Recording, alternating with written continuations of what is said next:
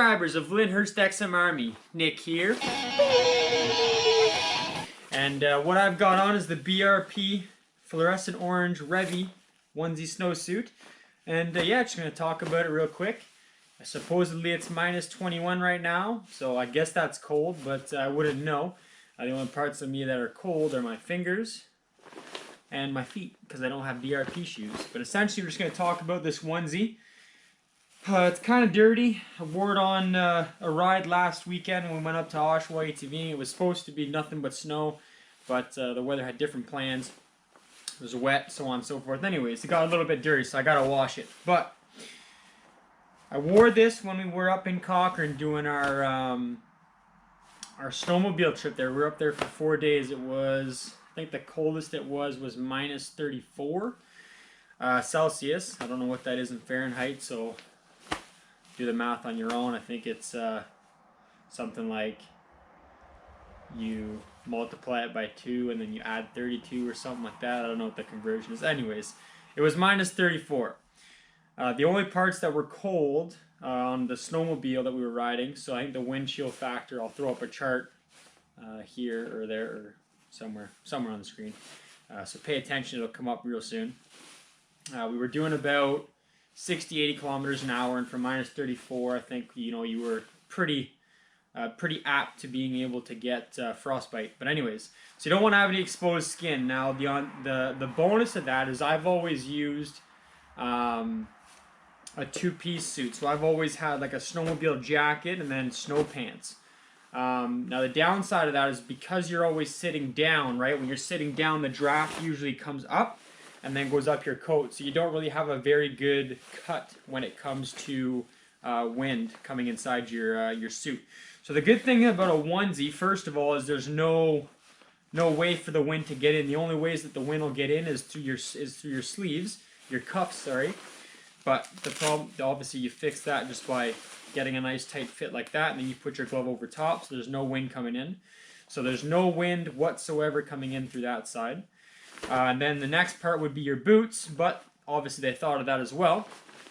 So when you look at the boots, they come with these liners. Obviously, you put that over top of your boot cuff, and then you put that over top of it, and then once again, you're basically shut down for any wind coming in whatsoever.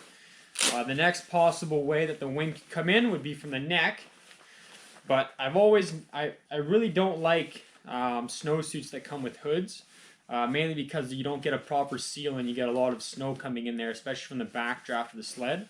But these ones here, I know I'm wearing a hoodie, but when you're not wearing a hoodie, essentially this here just closes off, and they have drawstrings on the inside that you can tighten it up. Now as well, what I liked with this Brp Revy Onesy is that you can open up the collar so you have extra space as well, right, for when you get a good seal just like that. And then if you want to get it tighter, all you gotta do is just draw that up, and there's no way that the wind's getting in whatsoever, provided you have your balaclava. Once again, if it's minus 34, you should definitely have a balaclava on. So this is the Revy. So you have 2 points that you can open up the main zipper. So from the bottom, if you're just, you're feeling warm, you want to air everything out just like that. Don't really want to air everything out right now. Temperature's just right in this onesie. Then from the top, obviously you just go down like that.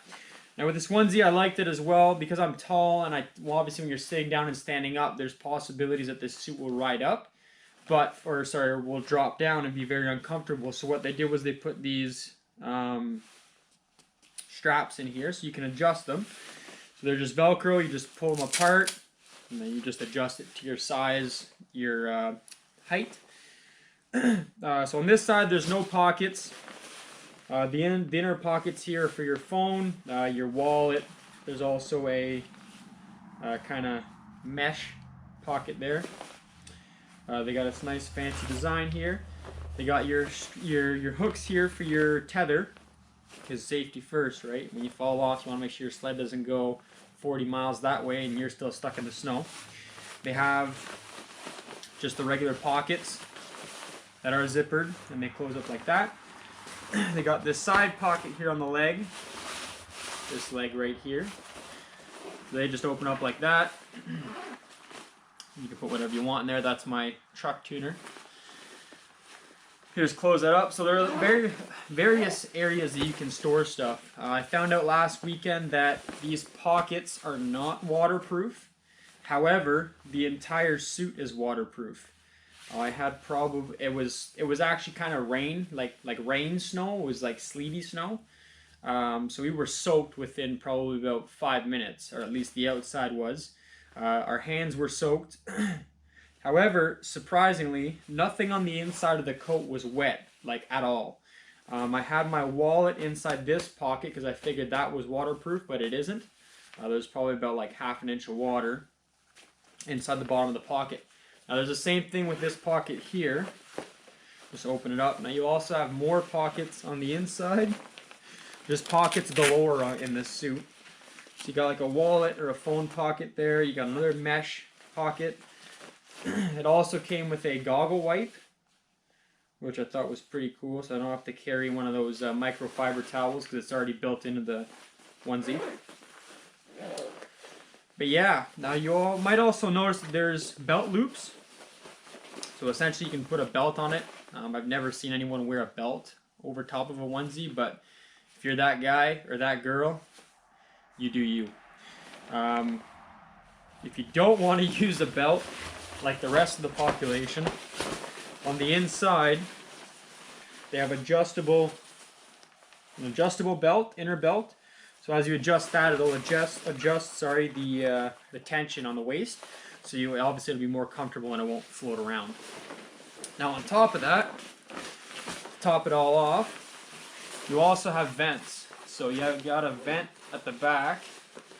You can get to the inside of whatever, for whatever reason. You've also got vents in the armpit, just like so.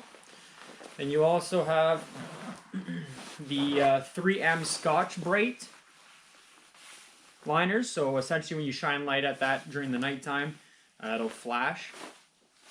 This particular onesie comes in a blue and green, so the blue and green sheen. And they also come in the black, orange, and red, which is kind of my colors. So that's what I went with. But that's pretty much it in a nutshell, guys. The Brp Revy Onesie was extremely affordable when you look at the spectrum of onesies. If you go to Royal Distributing, look at like FXR onesies, they're upwards of like $800, $900, $1,000 easy. This one here is, I believe, $549.99. Just go to your local BRP dealership and they'll obviously have the exact price. But that being said, extremely warm. It was -34. All I had on was my sweater, my jogging pants, and that was it. I was warm. -34. That chart was up there. I'll throw it back up there so you can see what the calculation was with the wind chill at 80 kilometers an hour. But yeah, as long as you, like people are always saying layer this, layer that, but with the BRP onesies, you don't need to layer very much. At -34, all I had was my compression shorts, my jogging pants, a t-shirt, as well as a hoodie on, and I was nice and warm. So that's it, guys. The BRP Revy onesie is definitely what you need to be wearing come wintertime, because it's cold as hell.